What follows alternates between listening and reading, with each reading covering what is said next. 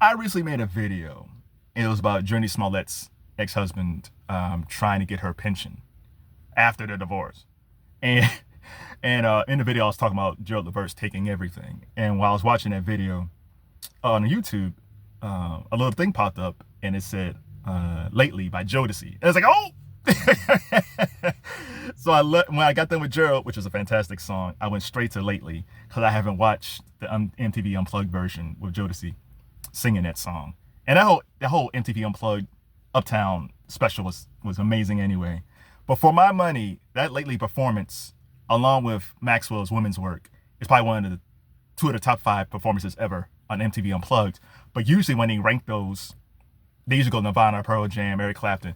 But I'm telling you, what Casey Haley and JoJo Haley did on that song, with Devontae Swing probably arranged it, and Mr. Dalvin, he was there. Shout out to Mr. Dalvin. But what Casey Haley and JoJo Haley did with Stevie Wonder's track is amazing. And again, I didn't know it was a Stevie Wonder song. Like, I thought I heard all this. Like, when you're like, I was in my early 20s at that point. So My Shreya Moore, For Once in My Life, Living for the City, as Sir Duke. You think like all of Stevie Wonder's like greatest hits, but that one kind of slipped through the cracks because that lately wasn't played that much because it was based on an album cut, I think. But again, this is before that. I had no idea. So you're listening to this song, and at this point, I'm not even listening to the lyrics. I'm just watching Casey Haley and JoJo Haley be masters at work. Two brothers. Vocal dexterity is totally different. Casey Haley is a Bobby Womack clone. If you don't know who Bobby Womack is, great artist from the early 70s. Go check him out. Amazing. He makes that song If You're Lonely Now. Fantastic singer. And JoJo Haley, I can't even compare anybody to JoJo Haley. His higher register is just amazing. And the way that Casey and JoJo play off each other, yeah, they're brothers, but they had a musical dexterity, vocal strength to their vocals. They just, I don't know, because they grew up in the church and someone taught them how to sing, but they were seasoned singers and they were both in their early 20s. To have that type of tone, that type of command for both of them is utterly amazing. And the way they trade off, because Casey was like, lately I had the strangest feeling, and then JoJo comes back with his falsetto, but then you get to the climax and the song is building. It's building up. They just didn't go full gospel or go full runs. And that's the thing with Gen Z. Gen Z today feels like you got to do a bunch of runs. That makes you a great singer. Nah. To me, if you do a bunch of runs, that makes you a good singer, but not necessarily a great singer. But you're a good singer.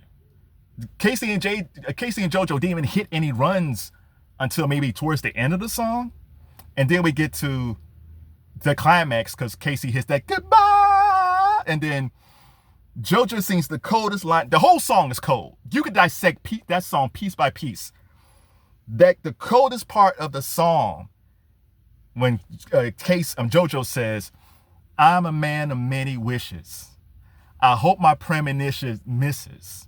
But what I really feel, my eyes won't let me hide. Ow! Who writes that type of lyric today? I don't know what Stevie Wonder was going through when he wrote that line. I don't know what he was going through when he wrote that song. But man, plus the way JoJo sing it, it was son. I'm a man of many wishes, I hope. And then Casey comes in, oh yeah. Oh my God. You talk about a vocal Bible. Like, Brandy, the Gen Zers love Brandy and they say she's the vocal Bible. And hey, that's great for them. But if I was a really talented singer, my vocal Bible would be Casey Haley and JoJo Haley if I had that type of skill. Oh my God. Yeah, baby. But again, you're not paying attention to the lyrics. You're just watching Casey and JoJo just totally destroy a song and I mean destroy meaning good. Taking everybody to church on that song. It's like, oh my God. And then they went off and made a studio version, which was good, but not as good. It wasn't as raw as that original. So that's that. So then we find out, oh, That was the Stevie Wonder song. And that's interesting. So this is before YouTube, kids. Before YouTube, Spotify. You had to go hunt for these songs if you couldn't find it. So I looked around, and I think I found it on a cassette. I think I found it on a cassette or vinyl. I think it's cassette. I think I found it on a cassette. And it was on, I think it was on Hotter Than July. And you listen to Stevie's vocal and his interpretation of it. It is heartbreaking. Where Casey and JoJo was mastering just vocal gymnastics, just going back, ooh yeah. Stevie's version was very subtle. It was like you was watching a guy reading his diary. It was like it's like you're visioning Stevie looking at his wife while she's asleep. And she's all peaceful, and he's thinking these thoughts because he feels like his wife is cheating on him.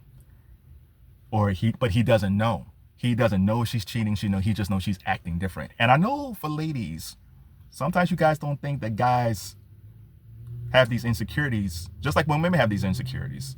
Women have insecurities. When a woman sees a guy and all of a sudden he's dressing different, he's using different cologne, he's always gone all the time. Women might be insecure. It's like, man, I wonder what's going on.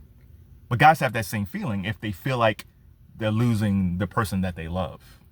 And it doesn't make them horrible. He just like, I have no idea what's going on. And when the song ends, you just wonder like, what happened after that?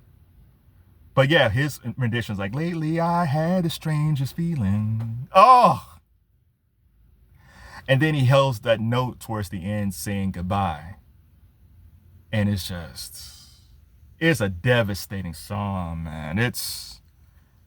I don't know what Stevie was going through. But again, that line, I'm a man of many wishes. I hope my premonition misses, but what I really feel, my eyes won't let me hide. And this guy's blind. This is a blind man. Like, he has no sight, allegedly. It's a masterful song. It's a masterful song.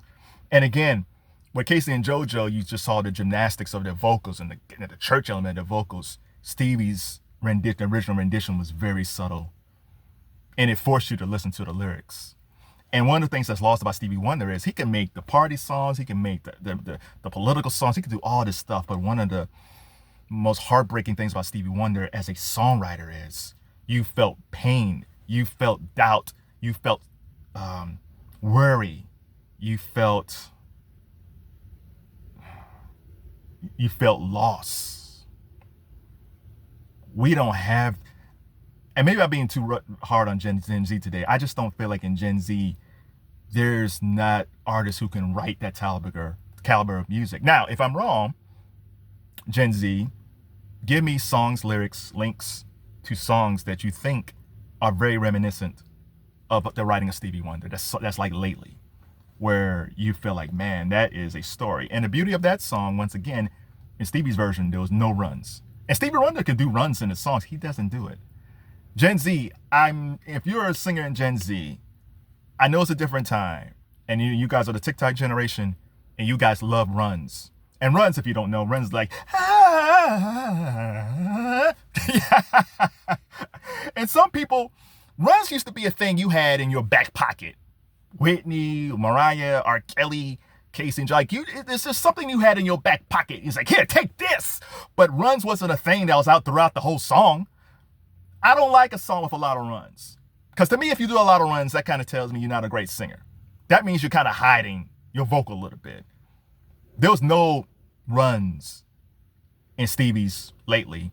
There were very little, very, very, very little runs in Jodeci's version of lately. Let the song be the story. I don't need to hear you go up at the I